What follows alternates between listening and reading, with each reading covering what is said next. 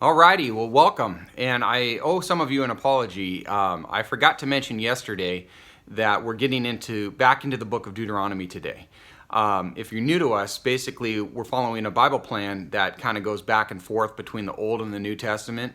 If you ever want links to some of the stuff we've been over before, I save all those, so you can direct message me and I can definitely send you the links if you'd like to go through those. But we are in Deuteronomy chapter 18 today. Okay, verse 1. The Levitical priests, the whole tribe of Levi, shall have no portion or inheritance with Israel. They shall eat the Lord's offering by fire and his portion. They shall have no inheritance among their countrymen. The Lord is their inheritance, as he promised them. So unlike the other 12 tribes, none of the tribe of Levi, including the priests, was given an allotment of land to settle and cultivate. The Levites lived in the cities assigned to them throughout the land, while the priests lived near the central sanctuary, where they went to officiate in their appropriate course, which we read about in Numbers chapter 35. So Levites assisted the priests. Verse 3. Now this shall be the priest's due from the people, from those who offer a sacrifice, either an ox or a sheep, of which they shall give to the priest the shoulder and the 2 cheeks and the stomach. You shall give him the first fruits of your grain, your new wine, and your oil, and the first shearing of your sheep. Verse 5. For the Lord your God has chosen him and his sons from all your tribes, to stand and serve in the name of the Lord forever. Now if a Levite comes from any of your towns throughout Israel where he resides, and comes whenever he desires to the place which the Lord chooses, then he shall serve in the name of the Lord his God, like all his fellow Levites who stand there before the Lord. They shall eat equal portions, except what they receive from the sale of their father's estates. When you enter the land which the Lord your God gives you, you shall not learn to imitate the detestable things of those nations. There shall not be found among you anyone who makes his son or his daughter pass through the fire, one who uses divination, one who practices witchcraft, or one who interprets omens, or a sorcerer, or one who casts a spell, or a medium, or a spiritist, or one who calls upon the dead. Very important. We need to remember that one. Verse 12. For whoever does these things is detestable to the Lord. And because of these detestable things, the Lord your God will drive them out before you.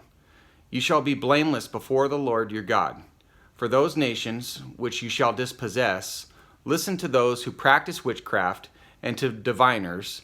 But as for you, the Lord your God has not allowed you to do so. So think about what we just read and calling upon the dead. And should we be praying to dead people is the question. So think about that. Verse 15. The Lord your God will raise up for you a prophet like me from among you, from your countrymen. You shall listen to him. Numerous commentaries state that this is a reference to Christ, who, like Moses, would receive and preach divine revelation and lead his people. Jesus was like Moses in several other ways. 1, he was spared death as a baby. 2, he renounced a royal court. 3, he had compassion on his people. 4, he made intercession for the people. 5, he spoke with God face to face. And 6, he was the mediator of a covenant. Okay, verse 16. This is according to all that you asked of the Lord your God in Horeb on the day of the assembly, saying, Let me not hear again the voice of the Lord my God. Let me not see this great fire any more, or I will die. The Lord said to me, They have spoken well. I will raise up a prophet from among their countrymen like you, and I will put my words in his mouth, and he shall speak to them all that I command. Again, highly likely the Messiah. Verse 19. It shall come about that whoever will not listen to my words which he shall speak in my name, I myself will require it of him. Verse 20. But the prophet who speaks a word presumptuously in my name, which I have not commanded him to speak, or which he speaks in the name of other gods, that prophet shall die. All right, this quick warning here. In the charismatic church today, many professing believers will make a statement that they say that they received from God, but then it won't happen, whatever they state. That would match this description here of speaking a word presumptuously in God's name, which God did not command them to speak. Take caution of this. I believe that all God has to say has already been spoken and recorded in our Bibles. So just be kind of leery of that. Verse 21. You may say in your heart, how will we know the word which the Lord has not spoken? When a prophet speaks in the name of the Lord, if the thing does not come about or come true, that is the thing which the Lord has not spoken. The prophet has spoken it presumptuously. You shall not be afraid of him. And there it is again. So my advice is just stick to the word of God and be wary of those who don't. Okay, thank you guys. Glad you could be here, and God bless you. Take care.